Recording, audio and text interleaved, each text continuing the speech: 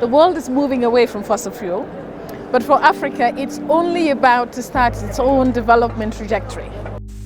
Around 70% of African exports are derived from the oil, gas and mineral sectors and account for half of Africa's GDP. The appetite for fossil fuel is not necessarily in Africa, it's elsewhere.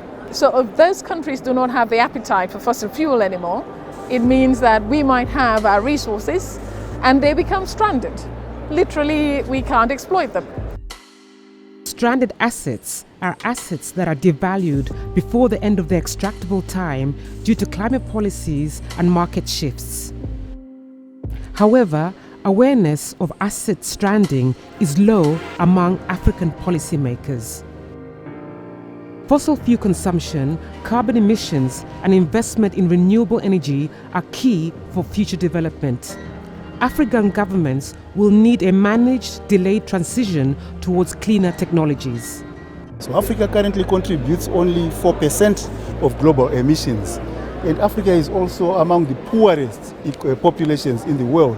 So what we are asking for is the need to recognize that Africa needs to be supported to achieve certain levels of sustainable development, while at the same time ensuring that development is going to contribute towards a climate secure future for the rest of the world.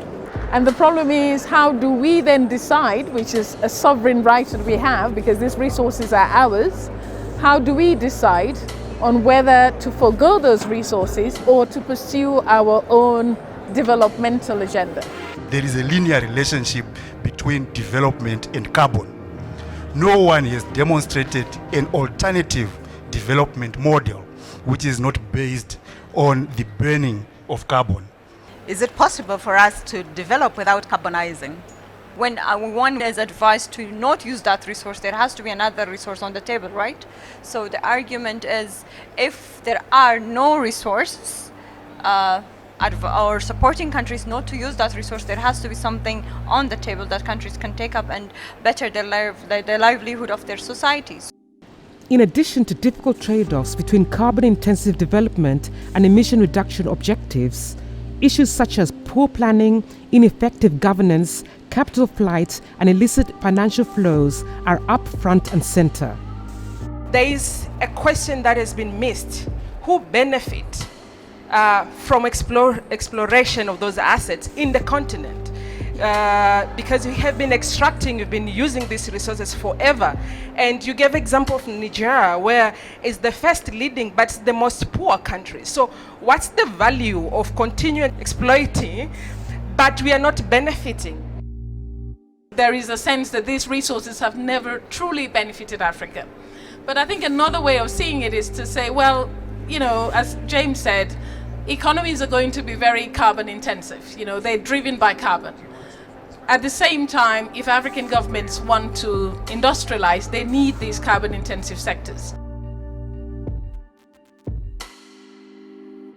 The whole of this continent needs to engage the discussion of stranded assets in our negotiation as a continent.